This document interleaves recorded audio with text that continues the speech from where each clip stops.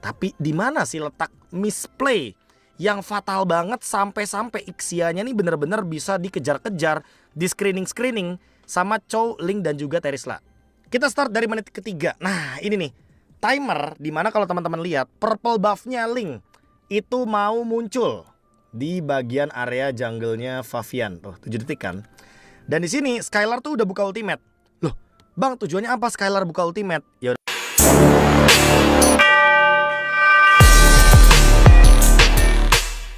Dan tibalah kita di game terakhir yang kabarnya sih ini menjadi game yang paling fenomenal. Jujur gue pribadi emang melihatnya gak fenomenal banget sih.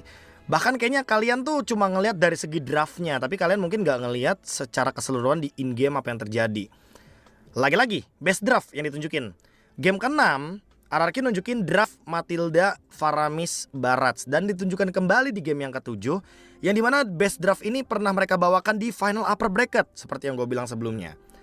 Dan di sini memang kalau teman-teman melihat dari tim RRQ, mereka pengen banget dapetin Matilda, makanya mereka ban ke Khalid di sini.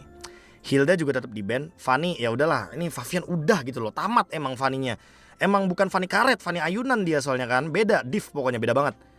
Dan untuk tim Liquid ID-nya, mereka di sini ngeban ke arah Zushin. Nah ini nih yang paling menarik ya. Mereka nggak main Yves, tapi mereka ngeban Zushin. Tujuannya apa? Mereka tuh tahu gitu loh, kalau power spike dari Zushin ini bener-bener nyebelin banget. Dan kalau misalkan Zushinnya bareng sama Matilda, jatuhnya ini ngebuka potensi kalau misalkan nanti Yves-nya tuh bakal jadi hero yang sampah lah, hero yang useless. Karena kalau ada Zushin dan Matilda satu tim, itu dia bisa bikin si kotaknya Yves itu benar-benar useless banget. Nah di sini ternyata muncul Faramis Alpha. Sebenarnya dari 3 pick atasnya RRQ udah kuat banget. Kalau melawan Ling, Angela Chow, yang dimana ini kuatnya di late game, ya gua rasa mau gimana pun hero kiri strong banget, kuat banget untuk 3 pick atas. Lalu muncul Harit. Nah ini kan untuk second pick kan duluan nih ngepicknya kan. Harit ya udah pasti ini hero yang stabil kalau misalkan junglernya Ling. Untuk nyeimbangin juga nih magic power yang dibawakan sama mid laner Angela. Karena mid laner Angela damage magicnya nggak meledak, damage magicnya nggak burst. Harit damage magicnya burst. Lalu tiba-tiba Barats Ixia. Kalau ya lagi-lagi kalau sebenarnya best draftnya di sini adalah Bruno Barats. Cuma karena di sini Brunonya di ban dan sekalipun ada Iritel, gua nggak merasa Iritel bakal jadi good pick juga di sini.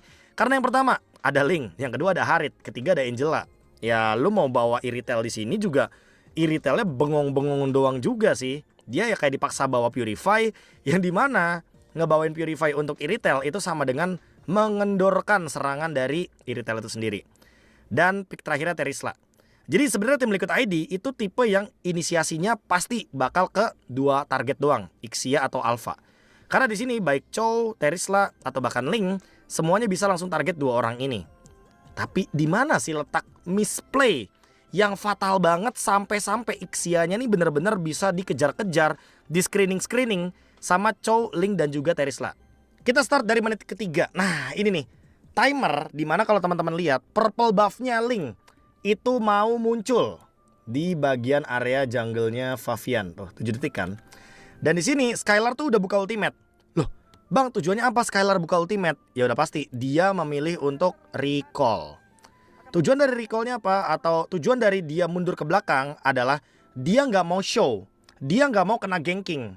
Karena kalau misalkan purple buff-nya dirusuin sama 4 pemain dari RRQ, ya udah pasti ataskan sendirian nih Skylarnya.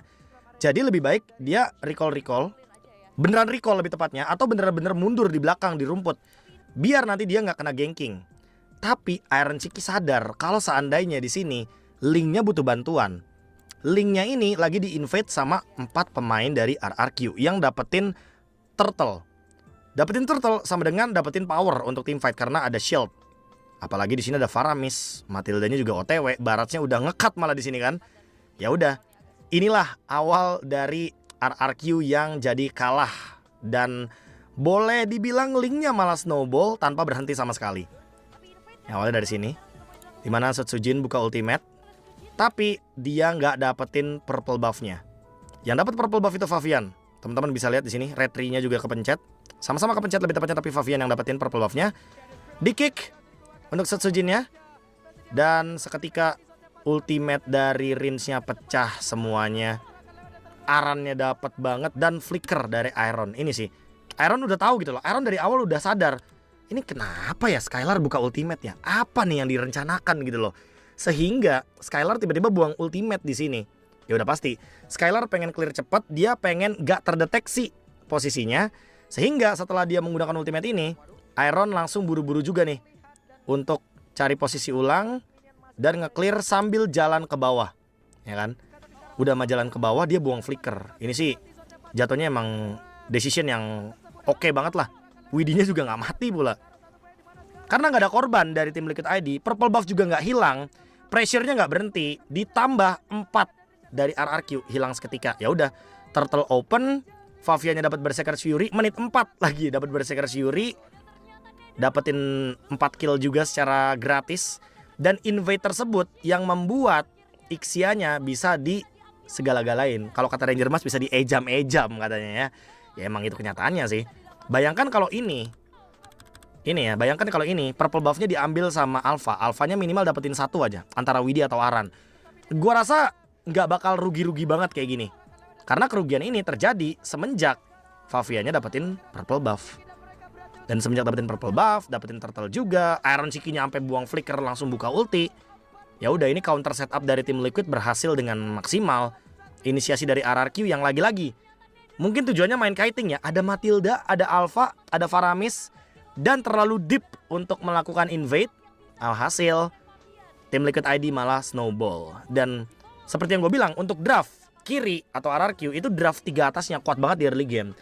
Tapi Liquid untuk draft kanan ini, Chow, Angela, Ling, gue rasa emang mau gimana pun semakin gamenya berjalan atau ketika tidak ada kerusuhan ke area jungle dari tim Liquid, atau seenggaknya mereka bisa ngebalikin keadaan, atau nanti sampai dengan menit 18-an, ya emang draft kanan ini diperuntukkan untuk timer-timer seperti itu, untuk hero-hero late game.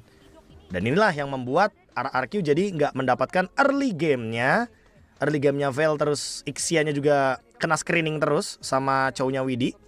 Ini dia screening yang gua maksud nih. Mereka bener-bener motong Skylar-nya. Ini juga Skylar kayak bingung banget sih. Dia bisa sebenarnya main sama Matilda, cuma di posisi ini dia bener-bener kayak kekurung banget karena Widinya selalu nemuin di mana Ixia.